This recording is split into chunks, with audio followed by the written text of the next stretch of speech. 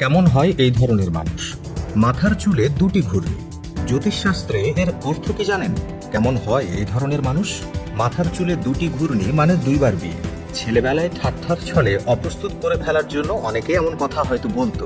তাই এই দুটি ঘূর্ণি নিয়ে চিন্তার শেষ থাকতো না আমাদের। বিশেষ করে ছোট চুল থাকলে খুব ভালোভাবে দেখা যায় ঘূর্ণি। অনেকের মাথার চুলের গোছ এমন যে পিছন দিক থেকে দেখলে মনে হয় যেন মাথার দুপাশে রয়েছে দুটি গোল চাকতি।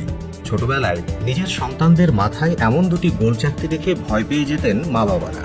শুরু হয়ে যেত পূজা অর্চনা। এই দুটি ঘূর্ণি নাকি সংসারে অশান্তির কারণ হয়ে যায়, এমন নানান রকম কুসংস্কার প্রচলিত ছিল। সত্যি এটা কি সংস্কার নাকি কুসংস্কার? কি বলছে national human genome research institute? তারা জানাচ্ছে এর পেছনে গুরুত্বপূর্ণ ভূমিকা রয়েছে জিনের বংশ পরম্পরায় এমনটা হতে পারে। দুটি ঘূর্ণি সচরাচর দেখা যায় না বললেই চলে, তবে এতে অস্বাভাবিক হওয়ার কিছু নেই। এটা কোনো রোগের লক্ষণ নয়, তবে জ্যোতিষশাস্ত্র বলছে অন্য কথা।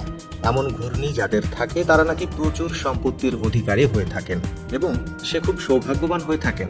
তারা স্পষ্টভাষী, ধৈর্যশীল এবং সবার সঙ্গে মিলেমিশে থাকতে পারেন। তবে এই দুটি ঘূর্ণি যাদের মাথায় থাকে তারা দুইবার বিয়ের পিঁড়িতে বসতেও পারেন। আপনার মাথায় কিংবা আপনার চেনা পরিচিত কারোর মাথায় কি আছে এমন ঘূর্ণি? কমেন্টে জানাতেই পারেন। তবে হ্যাঁ, এটা কুসংস্কার নাকি সংস্কার আপনার কি মনে হয় সেটাও জানাবেন। আজ এখানে বিদায় চাইছি। এতক্ষণ সঙ্গে থাকার জন্য ধন্যবাদ।